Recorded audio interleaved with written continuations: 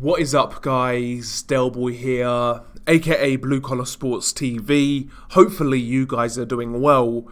If you're new here, smash that like, hit subscribe, all of that good stuff. Fucking hell. Boxing. Where do we start? You think you've got a good matchup, a bit of a hardcore matchup between Israil Madrimov and Michel Soro. Going into this, Israil Madrimov was the hot up-and-comer, who's very exciting but does have flaws. And Michel Soro was the grizzled veteran who's a really good boxer, somewhat underrated at 154. And it was one of those fights in which I was really looking forward to. But the ending to this fight was nothing other than a complete fucking joke. Corruption, incompetence, you decide. But once again, it goes in favour of the A-side fighter. So, pattern recognition. I mean, if it was purely incompetence when it comes to these fights, then we would see bullshit decisions and bullshit calls go on both sides. But we don't see that. Primarily, it always favours the A-side fighter 95% of the time. But, Michel Soro versus Israil Madrimov. This was some sort of eliminator at super welterweight by, I believe, the WBA, so fingers crossed they do the right thing and order a rematch. That was no way to end a fight, absolutely disgraceful. But this fight, it started out and it was one of those fights which was never really catching fire, but it was intriguing at the same time. The first couple of rounds were quite nondescript, in my opinion. Michel Soro was boxing behind his jab. Primarily, Michel Soro is a long-range fighter. I think that's where he's best, behind that jab and the straight right hand. He's quite a good counter-puncher. He is quite versatile, but primarily, I think Michel Soro is best from the outside. And that's how he was boxing, but he was very economical. He was landing some good jabs here and there, and a couple of straight right hands. But Madrimov was the guy who I would say, I guess he was forcing the fight, being a bit more aggressive. And he was utilising his angles, lateral movement to set up his ambushes. He was kind of in and out in the first couple of rounds. And I would say Madrimov was doing the better work. He was landing some nice right hands to body and head. And he wasn't getting too greedy. He was swinging wildly at times, out of range. But Michel Soro, certainly in the first couple of rounds, wasn't making Madrimov pay. Rounds 3, 4 and 5, I wouldn't say they were high-paced rounds, but they both picked up a little bit. Both guys were starting to throw more punches. Michel Soro was utilising that jab a lot more, which is his best punch, and he was finding the target on Israil Madrimov, and he was snapping the head back of Madrimov at times. He still wasn't throwing that jab anywhere near enough, in my opinion, but he definitely picked up the pace and threw more jabs, and he was also mixing up his right hands with a more regular basis. But on the flip side, Soro started to work a little bit harder, actually started to throw some punches on the inside. He was trying to work the body of Michel Soro. Madrimov was definitely still the more active guy with his power punches, and ultimately I think he landed the better shots. I think it was round 5 where Michel Soro was having a really good round, pinging the head back of Madrimov with a jab, landed a couple of nice straight right hands. And then towards the end of the round, the last sort of 30-45 seconds, Madrimov landed a series of good right hands, some overhand rights. He kind of timed the overhand right over Michel Soro's jab hand, and Michel Soro felt those shots and he backed up. And then Madrimov landed a series of power punches. So round 6 was close, but you would argue that Madrimov's strong finish won him the round. So after 6 rounds, I felt it was competitive. A lot of the rounds were close, but Madrimov was well up and well in charge, in my opinion, in terms of scoring at least. But after round 6, I felt Michel Soro started to come back into the fight.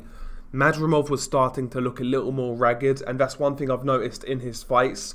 When his fights do go long, he does lose steam and he loses his shape. He starts to gas, and you can really tell that in his style. Problem with Madrimov, he's got a lot of nice moves. He's got some really nice footwork when it comes to creating angles. Some nice punch variety. He's really expressive with his offense. Sometimes too much. He'll lead with power shots out of range, things of that nature. And given his style, Madrimov does tend to tire quite rapidly in the second half of a fight. And we saw that in this one. Round six onwards, I felt Michel Soro started to do a much better job of utilising that jab, really rocking the head back of Israil Madrimov. He started to trade a little bit with Madrimov up close, working the body of Madrimov, and he was landing some nice right hands as well. After round 6, I felt Soro was starting to take over. Still very competitive rounds, don't get it twisted, but it looked like the direction of a fight was changing ever so slightly. So yeah, I felt round 6, Soro started to look good. Round 7, the same thing. Same as round 8, I felt Soro was coming back into the fight. But round 9, once again, Soro was having a good round. He was boxing quite well, utilising that jab, picking some good shots from range. And, you know, he was starting to test Israil Madrimov. Madrimov's face was starting to mark up a little bit. So it was turning into a really interesting fight. But towards the end of round 9, Madrimov... and it was, you know, again, Soro was doing well in round 9, but I would say the last 20 seconds of round 9, Madrimov landed a couple of right hands which actually buzzed Michel Soro, more so than round 5. Soro was definitely hurt. We need to make that clear. He was definitely hurt. So yeah, Madrimov lands a couple of right hands. Soro is hurt. Madrimov then jumps all over Michel Soro, pushes him against the ropes, lands a series of power punches, all to the head. The bell goes. Israil Madrimov is still punching, and he must have landed like 4 or 5 punches after the bell, and then the referee jumps in and waves it off. The bell clearly went. It wasn't a case of like it was a split second, and it was one of those. The bell clearly went, and you know, Israil Madrimov landed a few more punches, which were landing. The head was getting rocked back of Michel Soro, and then the referee jumps in to wave it off. And to make matters worse, they was deliberating this ringside after it happened. Must have been a good 5, 6, 7 minutes, and they then come to the conclusion that Israil Madrimov won this fight by a TKO. I mean, they could have done the right thing, man. I mean, just let the fight continue. Let the fight continue. I mean, obviously that's not ideal. You know, you don't want a fight being broken up like that where guys have 5 minutes break, but it would have been the right thing to do. To end that fight that way was a disgrace, and if you are going to end it, call it a no contest.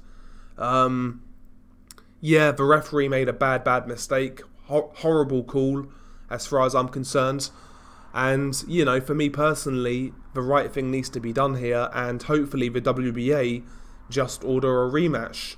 But this is the WBA we're talking about, so I can't really count on those guys doing the right thing. So, you know, it's a shame because it was a good fight on paper. It started out quite circumspect, but it was developing into a really interesting fight. So yeah, I mean, I felt Madrimov actually looked decent in the first sort of 5, 6 rounds. I felt he was a little more controlled in his approach. Usually he's quite gung-ho with his offense, and he makes mistakes, and he can get caught, and he does gas out. He's still gassed out in this fight, but I liked what he was doing more in the first 6 rounds. But Soro was coming on. So, it's one of those ones, man. It's one of those ones. Terrible stoppage. Terrible call by the referee. What's one of the referee's instructions? Listen for the bell.